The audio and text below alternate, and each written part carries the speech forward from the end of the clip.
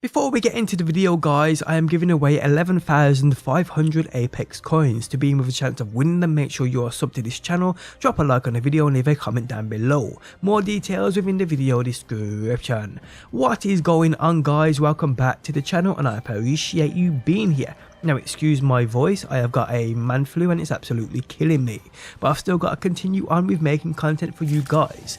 Today I bring you another Apex Legends video, and today I bring you tips and tricks you need to know, and well, some are fun, some are utterly useless too, which I've seen and picked up from other places, tried myself and are just absolutely pointless, but we will cover them all people. But before we go any further guys, if you do enjoy the video and would like to show your support, you can by smashing that like button. Okay, so we all know of the running and sliding features. Sliding maximizes speed going down hills. We also all know about climbing too. If you don't, well, you can almost scale anything to a certain height. Even if there are obstacles in front of you, aiming for different spots allows you to climb virtually anything and any small building. This is already known, everybody knows about this, but my favourite feature about climbing, which not many people know about, is peeking over walls. This can be done by climbing a wall, but letting go of that jump button or that climb button at the top, and it will leave you peeking over the edge, and this is very useful in seeing what's going on in the areas going forward. So flying. This one for me was annoying. I would always jump out of the ship first, but always get to my position of interest last. I just didn't know what I was doing wrong, as I was seeing people just fly over me like they had rockets up their asses. But I've actually figured it out people, and there's actually a simple trick to maximise your flying speed and your travel distance, and it's relatively easy. So when you jump out of the ship, using the info on the left of your screen, the speed, you want to use like a dipping manoeuvre. So once you jump from the ship, holding up on your left analog but using your right analog to do the dipping manoeuvre, you need to maintain a speed between 145 and 130ish. To do this, use your right analog stick to dip so you are looking down. Once speed is at about 145, pull up again, and it will reach that 145 as soon as you start dipping. So it's literally fly straight, dip a bit, fly straight, dip a bit, fly straight, dip a bit, and you will shoot across the map. So to put it into simple man's terms, jump out the ship holding up on your left analog stick, keeping an eye on the numbers of speed on the left hand side of your screen. Use the right analog stick to dip. This speed will slow down if you're pointing forwards, so you want to use your right analog stick and slightly push up so you go into a dip mode, and as soon as you see that speed raising to that 145 mark, you want to pull back on that right analog stick so you're facing forward again. When that speed drops to about 135 again, do exactly the same thing and rinse and repeat people, and you will shoot across the map like Rocket Knight Adventures. Not like many of you guys remember that old school game, but yes, this in my opinion is the fastest way of getting across the map and maximising travel distances. Also guys, using balloons mid-game to maximise travel distance. So mid-games, when you find a balloon and you want to use it to travel to or away from whatever you're trying to do, you can actually maximize travel distance by using this simple tip, and it works wonders guys. So when you approach a balloon and you are heading up that rope, make sure your pointer is in the right direction of where you want to travel and just look up towards the sky. Hold this position until you fly off of the balloon. As soon as you are in mid-air, hold that free lock button, which will be left trigger for console players. Here, if the balloon you are using is near mountains or hilltops, direct your legend towards these. When you get close to them, you will notice a boost will happen, and you will travel upwards slightly, giving you a little more momentum going forward and allowing you to go even further. If you use this on the tops of hills or mountain sides correctly, you can see up to 10 boosts, allowing you to travel even further until you eventually land. Remember, when using this tip though, don't land upon the mountain sides or hilltops, just use them as boosts. So fly relatively close to them. As soon as you see that boost happen, just head forward away from the mountain top so you don't land upon them. And again, this does obviously work best when you're next to a mountain top or mountains or canyons, so you can use the walls of the canyon to travel further. And it really does help you escape or get to a certain position relatively quick. So try it out people and hope it helps you out. Now when playing with randoms and not having any other communication other than the in-game pings, it's helpful to know what you can and can't ping, where you can basically ping anything from weapons to enemies, but there are also more options available while you holding that ping button. Check them out on screen now. Someone's been here. Listen, let's move here. Contact. I'm gonna check over there for loot. Going to explore here.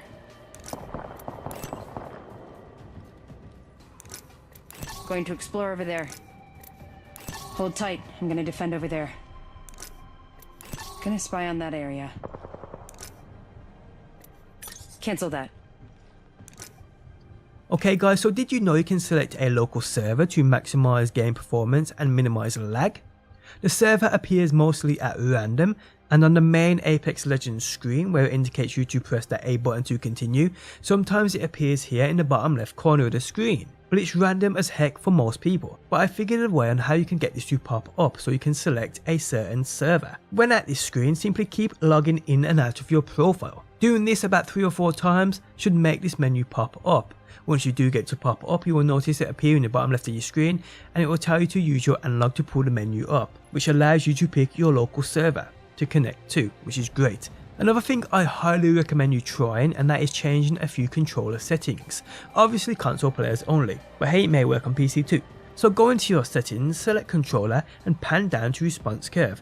Here you should have it on classic, which is Respawn's natural first person shooting feel. This for me helped me out a ton and just made my overall game much better. Also a setting to change and try is Lock Dead Zone. Now my first instance with this was with Red Dead Redemption, and it's through this game in which I understand how this works. Now it's kinda hard to explain, but for me, imagine there are 2 targets next to each other, A and B. Let's say they are separated by about 5 feet. You shoot A, then pull your aim to B, while in your head and the control over your analogs you are used to, this was on target, but somehow when playing you shoot and it's off target. Have you ever quickly shifted your aim onto someone's head and overdone it by a little bit or underdone it by a little bit and never really knew why, as in your mind it was perfect? While me turning this Lock Dead Zone completely off done this trick. I no longer over aim when I feel it was perfect. And the difference for me now is crazy good. I do recommend you trying this out, but always remember your standard settings as a backup just in case this doesn't feel right to you. But it definitely made a difference to me. I had a problem of over aiming and under aiming when I felt my aim was on target. Turning this Lock Dead Zone off completely eliminated that feeling. So try it out, people. Also guys, you are obviously aware of Caustic and his gas traps and these things going off whether you are near them or you shoot them, but were you aware of their weak spots? At the bottom of the trap is a little red band going around the entire trap. If you shoot this, the trap kinda deflates and disappears without exposing any gas at all. Be careful though, as these are pretty hard to hit at a distance, but this is an easy way to get rid of them. Within those instances, the Caustic either uses them to barrier himself into a building or if they're blocking your path. So yeah guys, I hope this helps you out. Okay, so now we're going to move on to a few useless tips I've seen and tried, and to be honest, are just completely pointless. Now some of these tips I've seen get a lot of publicity, but to be honest, are just quite useless and just don't work at all. So we have two instances. Firstly, Gibraltar's portable shield. So firstly, someone in your team needs to be using Lifeline and someone needs to be using Gibraltar. Lifeline puts down her healing drone and then Gibraltar places a shield on top of that healing drone. If done right, Lifeline can then push the drone along the floor, allowing the shield to move a few feet. I saw this get overhyped and thought there was no way this would be useful to anybody, and I was right, it's utterly useless. Next up's Wraith's portal insta-kill. So I saw a clip where someone claimed if you use Wraith's Dimensional Rift, her ultimate ability, outside of a building, run into the building, drop the rift, and then close the door. If an enemy is to run through the portal, they will hit the door, leading to their insta-death. So I tried this, and did it work? No, it didn't. It led to me being utterly destroyed.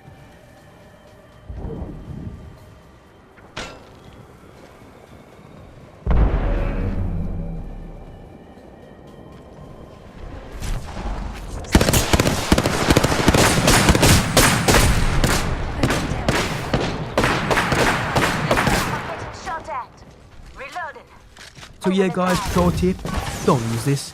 Something else I picked up on while messing around. Did you guys know you can inspect weapons? Not many people know about this, but hey, you can inspect your weapon. If you hold left on your D-pad, you will inspect the weapon you are holding.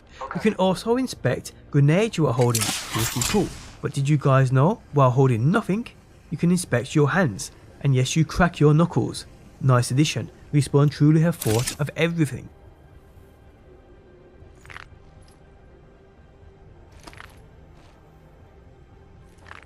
Okay, so let's move on to that level cap. Did you even know there was one? And did you know once you hit it, you can actually continue to level up and even check that level 2?